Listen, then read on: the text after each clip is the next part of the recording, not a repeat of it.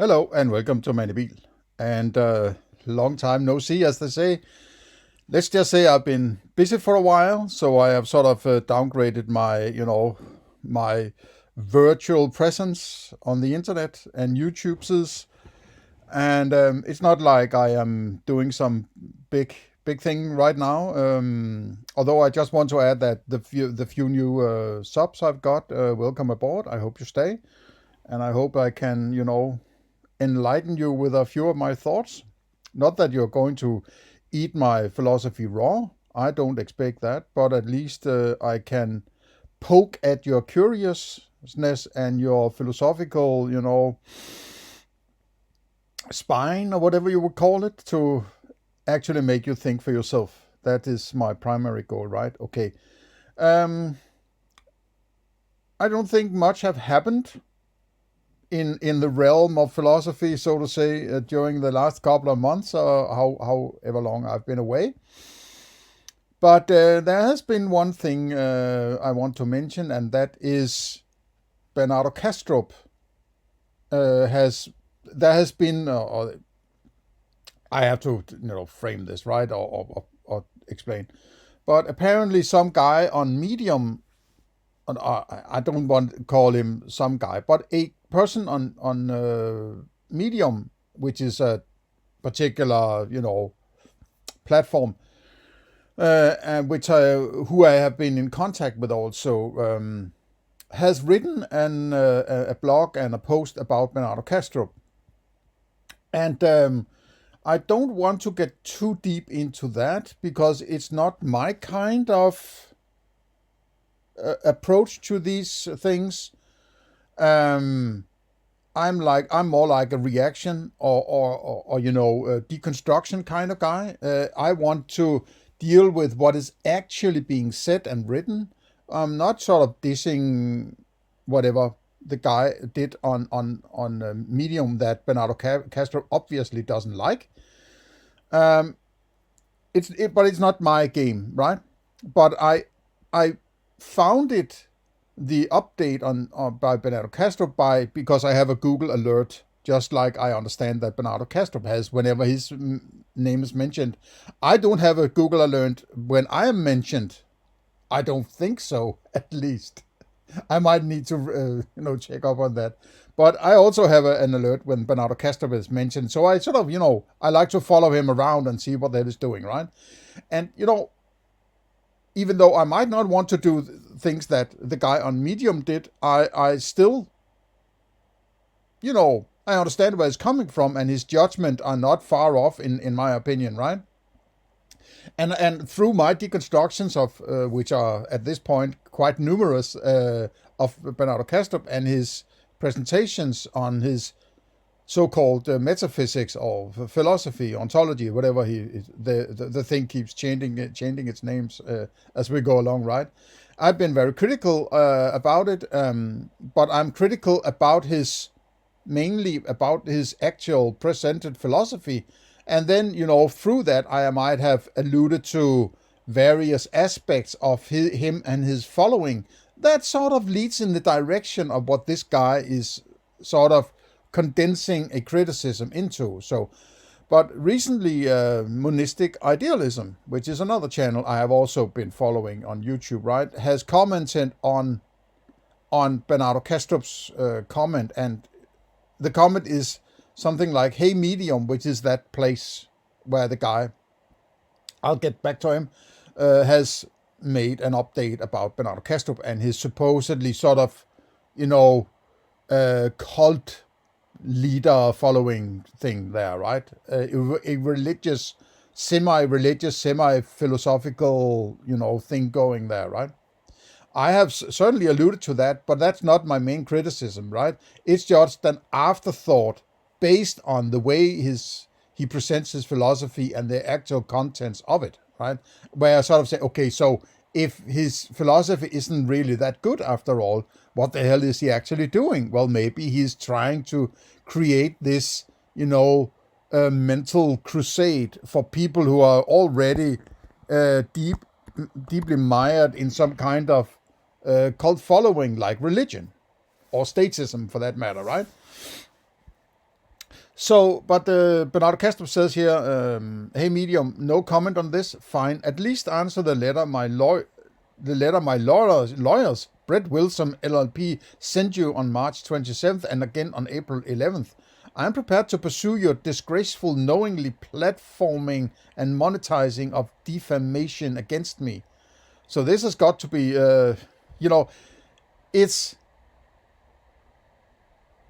it's very, to me, this is very, very telling, right?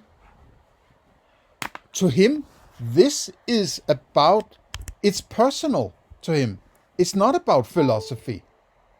It's a personal thing. He has his worldview, right? And if you criticize him for in whatever fashion and so on, right? And criticism may be good or bad or well-founded or less founded and so on, right? But to him, it's about either you agree on me, either you're with me or you're against me, kind of, right?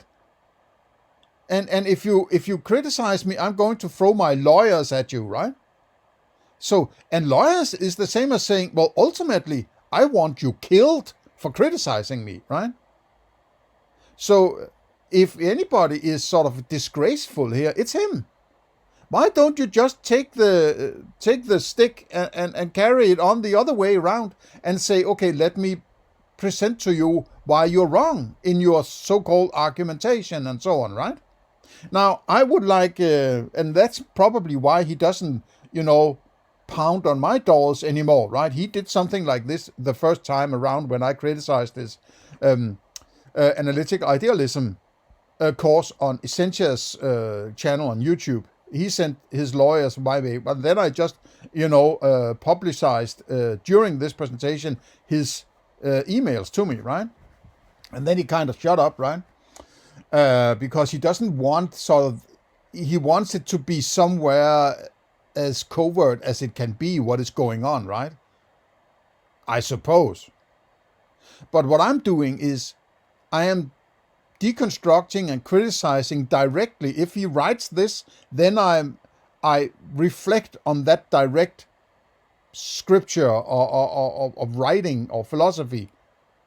I'm not trying to say, I have read some Bernardo Kastrup, he is a cult leader. That's that's very, very close to, that can very easily be criticized as strawmanning or whatever, right? Or defamation or whatever, right? So I personally wouldn't take that avenue for criticism. I like to criticize text directly. Otherwise, that's my approach, right? That's what I'm actually interested in. And let me remind you, I did a fairly long or 5-part or 5-hour series where I basically show you all my criticism of Bernardo Kastrup and the problems. Maybe I can pull it up here to show you how problematic it is.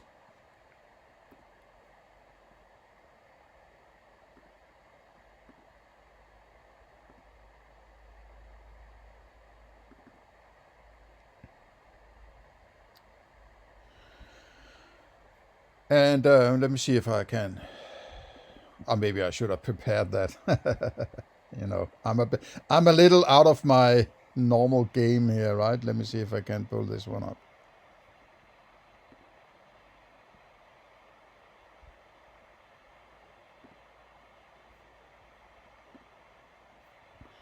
So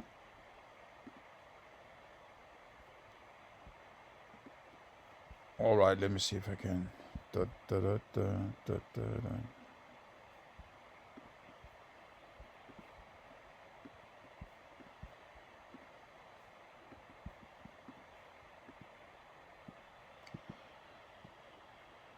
These are sort of my major criticism of his philosophy so far, right? And I have very extensively, in all my prior, if I could, sorry about that. Let me lock that down. So, and I might need to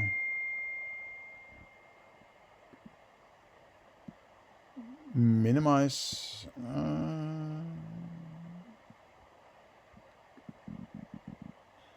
My beautiful portrait here. All right. So my major criticism of his philosophy / metaphysics is that when it comes to a reduction base, and maybe you need to go back and listen to my ontology series called something like ABC, and you can go back a few months and look at that. A reduction base is actually where you try to get to what is the starting point and the building block of your ontology. How do you go about describing your ontology? Well, you have to reduce to something that is used to describe it with, right? And through that, it sort of is fully describe your ontology. And he refers to a reduction base, but he has no reduction. He doesn't do any reduction. Rather, he cherry picks a base, which he then calls mind. And in my opinion, mind is not something that is part of your ontology. Because what would it be? It has to be a phenomena, right? That's basically the dichotomy he talks about, which is that which is your dashboard or what you have access to, and that which is beyond your dashboard, that is responsible for creating your dashboard, so to say, or at least in pinches, right? So there's a dichotomy between the old school dichotomy of the phenomena and the noumena. So his phenomena is what he has access to. And then he says, I'll use a starting point that is mind. But is mind a phenomena? Or is it some kind of abstraction? In my opinion, it's an abstraction. So it's an invalid starting point as a reduction base, right? And also, what he starts off with is that's aforementioned dashboard, which is a metaphor, of course, because there is no dashboard, right? My laptop is not a dashboard, right? In the sense of the normal understanding of a dashboard, like on an aeroplane, which he uses as another metaphor, right? So you can't start with a metaphor, because metaphor is also a kind of abstraction from whatever it is in your ontology, or further down or further deep in your ontology. So the reduction base as such is completely fucked up, right? Okay, so within his ontology, I think he confuses metaphysics with ontology, right? Ontology would be a description of the phenomena, while metaphysics would be a description of the noumena, right? So there is no actual ontology presented. And as I referred to concerning the reduction base, when he says mind, I think mind is a synthetic abstraction, so it cannot be any kind of ontology, right? Because he says mind is everything. So his ontology is basing everything is mind. And he actually should, get down from his chair and say, okay, I done it, right? Because if everything is mind, then everything is done. No need for further philosophy, right? No need for further clarification. And if you need to clarify further, well, then you are making subsets of that mind, which is everything. And then that subset must be deeper, more foundational than mind.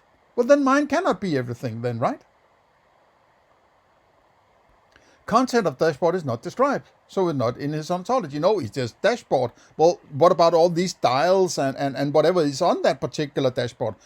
Don't you need to describe that? Just saying dashboard and then done is not good enough for me, right?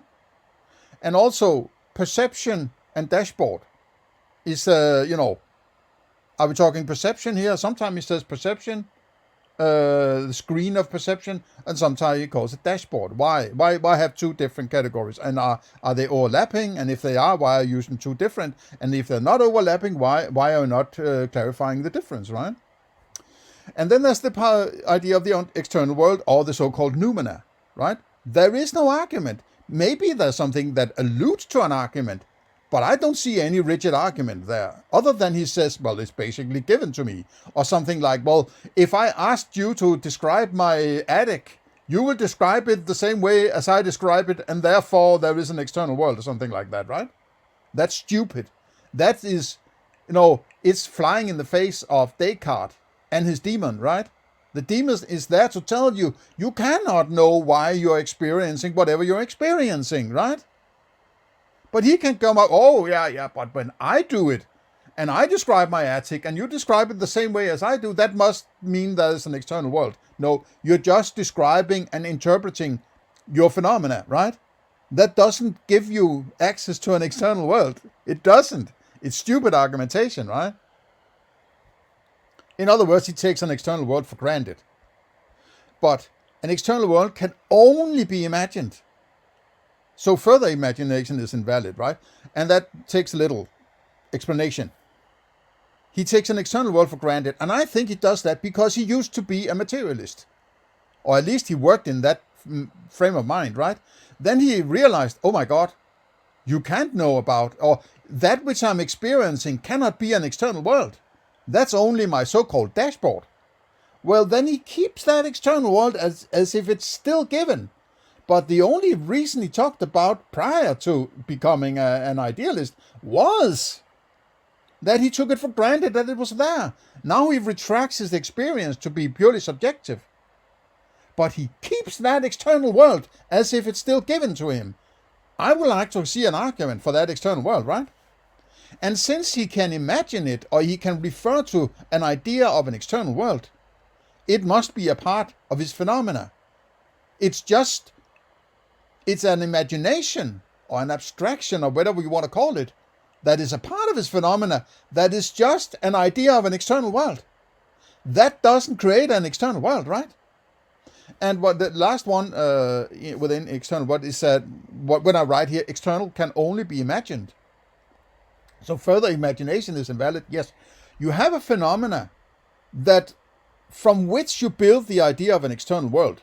When you step out and create an external world as an idea, you are no longer founded in phenomena. Now you are founded in imagination. And then it stops there, because you cannot step away from your phenomena and keep going in your imagination, or, imagination upon imagination upon imagination, because the first imagination was based actually on phenomena, or because of phenomena. And I would say all imagination always have to be directly anchored in some kind of phenomena. Otherwise, all hell breaks loose as you keep imagining shit upon another imagination, and so on. And that's exactly the problem I see with Bernardo Kastrup. He keeps imagining shit. He starts off by saying, I have a theory about an external world, and if it's correct, I can say this. And because I say this, now I can say that. And then I can say this, and then I can say that. No. It was all based on a theory, right? A theory is not knowledge by definition, right? It's actually an appeal to empirical science, which is another case, which is, maybe I will mention that later, right? So metaphysics. Why metaphysics at all? It is either circular or useless. Yeah, well, if, as he says, there is an external world that impinges on you, that creates your dashboard, or at least is responsible for why your dashboard is like it is. So, but the only reason you started to talk about a metaphysics, or the physics of an external world, a noumena, was because you have these phenomena that you are wondering about, right? So if you have your phenomena and create an external world that ultimately is responsible for your phenomena, then you're creating this circle, right? This circular argument. Because of your phenomena, you create a noumena that is responsible for your phenomena, right? That is standing in your bucket and trying to lift yourself up. And that is why I would think a lot of criticism of critical philosophers throughout history has been, or philosophers who have been critical of metaphysicians, is because they are not worrying about this circularity within their reasoning. And why I say it's either circular or useless, right? Or both, right? It's possibly both. It is both, I would say. It's circular because you have a phenomena, you create a noumena that is responsible for your phenomena. How can you do that? Because you needed the phenomena in order to talk about that noumena. So it's because of your phenomena that you're talking about a noumena. But if you can't explain the phenomena, how could you create a noumena that can then be responsible for your phenomena? Right? So, why I say it's either circular or useless. It's circular in any case, I would say, right?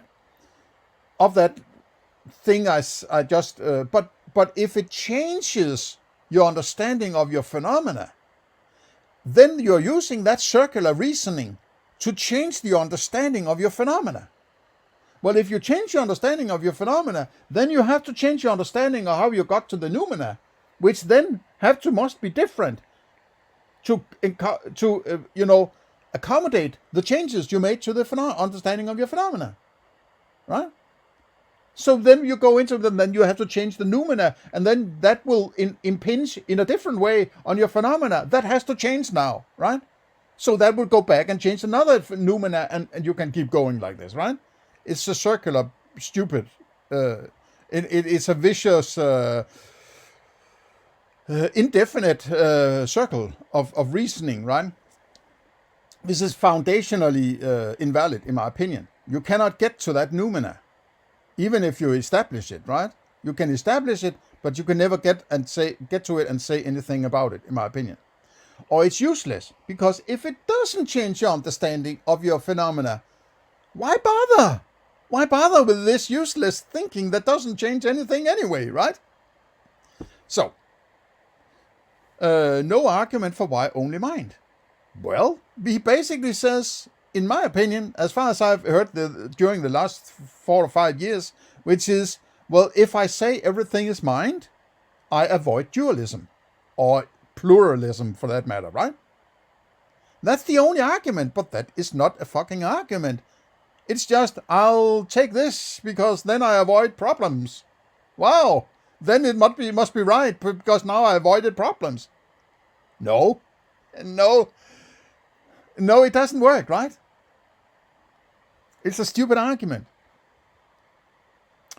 And then, if mind is everything, there should be no further philosophy, as I pointed out earlier, right? Well, is mind is everything? Well, it's just everything. You can't do any further clarification. Otherwise, it is little mindnesses that are combining into a bigger mindness of some kind, right? Well, what is that little superstring of mind then, right? If that's the case, I'm not sure, right? I'm not sure I understand what he's saying, but this is my interpretation, right? But because it's so foundational, there shouldn't be any. I shouldn't be in any kind of worry about how to understand it. And that's a big problem, because this seems to float in the ether, how this is supposed to be understood. That's why I'm categorizing all these problems in his philosophy. This is just the foundation of his thinking, right? He implies God. All of a sudden, he gets to a point where he starts to talk about that noumena and how it's composed with ripples and so on and so on. It does what it does because it is what it is, and so on, right? And then he says, well, you can call it God if you want. Why? Why the hell would I start to talk about God all of a sudden, right? Is it because you actually want to get to an idea of God, right? Why the hell else would you use that term? You want to appeal to people who are in God mode, so to say, right? Who suffer from this child abuse, right? This cultural baggage. Or the religious people will start to say, oh my God. Oh yeah, oh my God, right? He can combine philosophy with the woo-woo shit mommy told me, right? Maybe I don't have to tell mommy she's crazy. I can sort of gloss over it and say, hey, there's somebody who connected the dots from materialism or whatever, from philosophy to God, right? Bullshit. So, and he appeals to parsimony, but that's not really an argument as such. It's a pointer to whether or not you're doing something that might actually be functional, right? But parsimony is not as such an argument. Now, then he also appeals to theory, and that's something he has pounded a bit on lately, which is, well, what I'm doing is I'm just creating a theory about the noumena. No, you can't do that. Theories are about the phenomena, right? Science is about how the phenomena behaves. And science is described through theories, right? The cornerstone of science is theories, like the theory of gravity, right? You can experience gravity, but you can experience the beaver falling from the Eiffel Tower down to the ground or to Earth, right? And then you can combine it into a theory you call gravity, and say, when you take the beaver to that, and it will move towards Earth and whatever. This is the confinement of a theory that describes a particular pattern of behavior within your phenomena, because the beaver and Eiffel Tower and Earth are all phenomena, right? So you cannot have a theory about something that is beyond phenomena. It's ridiculous. I can't even wrap my head around how he can go so fucking wrong, right? Now, he states that all science is mediated by perception, but appears to science to settle an ontology based on perception. Circular. What I'm trying to get at is, he is saying, when you are creating a philosophy of science, you would have to, in my opinion, settle your ontology and maybe your metaphysics if you're going that route, right? Then you have to settle knowledge, because those phenomena you're dealing with have to be some kind of knowledge, because knowledge is that kind of phenomena that we can agree upon. Otherwise, why would you have a science? If you can't agree with anybody else, you could sit alone on the island maybe and have your own kind of science. Okay, but if we have to agree, that other people have to be, if you are expecting somebody else to do your science, so to say, you might be inclined to be able to agree upon these phenomena. So knowledge would be the kind of agreement on phenomena, right? But then you would have to have a definition of knowledge. And you will also have to have a philosophy about a scientific method.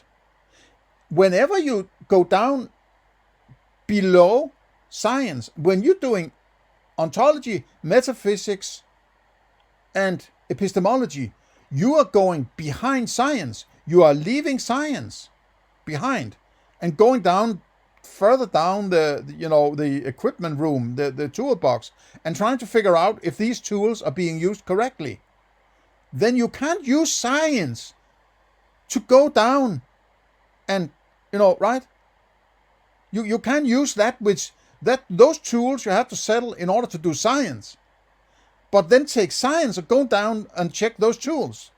It's circular, and that's what I'm trying to say. You can't use dissociative identity disorder, evolution, or the second law of thermodynamics. These are all empirical scientific observations and theories, or whatever you want to call them.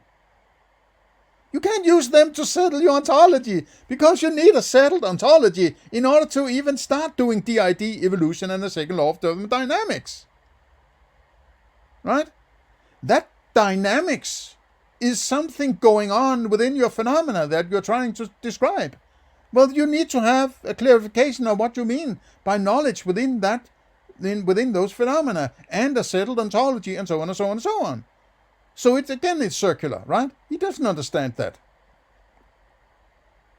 Okay, and then last there's some what I call rhetoric, right? Downplays significance of his philosophy to probably wrong. That's something I've seen lately, that he says, well, it's probably wrong. Yeah, that's how all theories go. They are, Newtonian physics must bend to, Einsteinian physics or whatever, right? And so on. And but then he's violating what he's doing, because he can't make a theory about something that is beyond that tool he needs to do a theory. He's talking about that which supposedly is beyond phenomena. And then he calls that a theory, but he needs phenomena in order to talk about theory. So he's violating the whole idea. What do you mean by theory? As I pointed out in the chapter above here, right? And then he downplays that significance of his philosophy to be probably wrong. But since nobody can refute it because he's talking about something they don't have access to, that, fairy tale world of Noumena, nobody can ever go and check whether he's right or not, right? And he talks about everybody's trying to tell stories. Okay, then I have to suppose he's telling stories, right? And then there's mind. What he uses to philosophize is trying to delude itself. I'm not sure that's correctly spelled. So his mind apparently is trying to trick himself into thinking some particularly. So first of all, he's downgrading his philosophy to probably wrong, right? Then he says everybody is trying to tell a story. That everybody must include himself, right? And then he also says that mind which he uses to philosophy is trying to delude itself, which is trying to trick itself, right? It doesn't bode well for why the hell I should take this seriously, right? Okay, so with that out of the place, let me get back to this thing here, right? Where he says something like, knowing the platform, demonetizing, defamation. So, yes, I would agree that it's not my kind of criticism. I wouldn't approach it that way, though I might agree with some of the things that this guy, and he's called Paul Austin Murphy, and he was so nice to, it's published on Medium as explained before, but he sent me a link to a free version of what he's doing, or what he was doing, and I don't want to get too deep into it, right? But he tries to find various comments on YouTube and statements from here, there, and everywhere. And fine, I mean, I'm not going to be pro or con or anything like that, right? So what I am sort of worried about when Bernardo Kastrup says, it refers to something that he finds to be defamation. I really still remember that talk he supposedly should have had on Theories of Everything with Kurt Jaimunkel, where he should discuss with Tim Maudlin about some new results in quantum mechanics or whatever it is, right? Where he basically told him he's an asshole or he's a stupid idiot and screw you and so on, right? And I mean, Bernardo Kastrup says to everybody, materialism is baloney, right? So he's got the ball rolling using, stupid ad hominem kind of shit, right? Implicitly, at least. So when some of these materialists get back at him and say, well, I think what you're saying is stupid, then he gets all, spoiled princess angry, right? So I find this to be ridiculous. Your lawyers? We are trying to have a philosophical discourse here, man, right? This is exactly the behavior of somebody running a cult. You're not allowed to criticize my statements. I am the spider in the center of the web, telling everyone, I have my lawyers and I will send them in your direction if you criticize my shit, right? His reaction is basically, first of all, it's basically, giving some, Streisand effect, pointing to a problem that he wants to get away, but he's actually, giving attention to Mr. Paul Austin Murphy by criticizing him and threatening him with violence, which it is. A lawyer is basically somebody working for the government, and the government is a monopoly on violence, and ultimately you would be shot for not complying.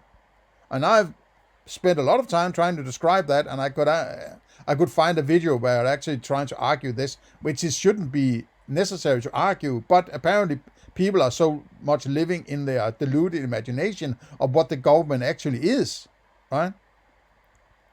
Bernardo Kastrup should understand that he's trying to threaten people with murder when he does this, right? I mean, and he loves the European Union and Ukraine apparently, right? He's he is embedded in the establishment, I would think, right? He's somebody who, if you're a weak person, you want to align with power, right? You want to sit on the back like the mouse and the elephant and say, "Oh, look how strong I am," right? Or we are. He doesn't have the spine to stand on his own feet, right? And if you are resting well in your own philosophy, you wouldn't take this seriously, whatever criticism, right? It's because there might actually be something about it. It's because it's possibly valid criticism that he reacts this way. He doesn't want people to wake up and understand they might be manipulated by his sophistry, right? So that's just my, it's a never-ending, you're with me or you're against me kind of approach by him, right? So, Bernardo Kastrup, religion is Bernardo Kastrup, yes.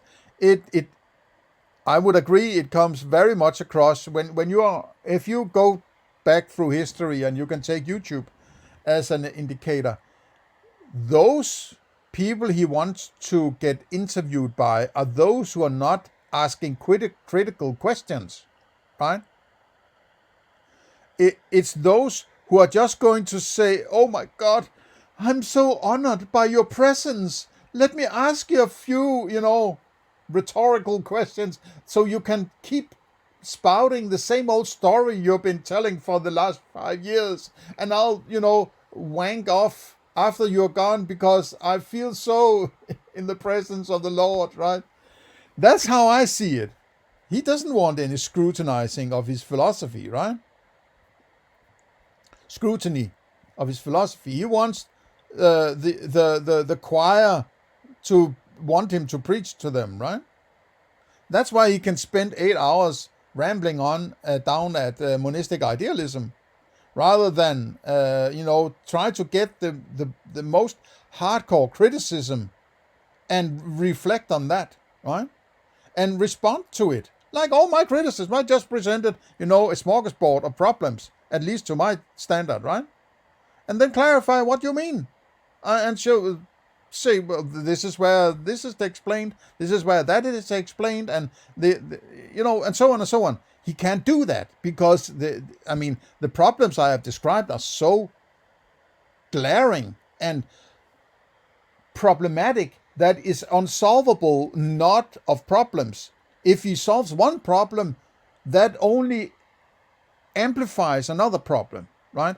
So all these problems are unsolvable within the confinement of the philosophy he has presented so far, right? So, okay, that's what I had today. I hope to do a few more videos in the near future. So I'll probably get back to you within a not too long while, right? So, and otherwise, have a nice day. See you in the next one.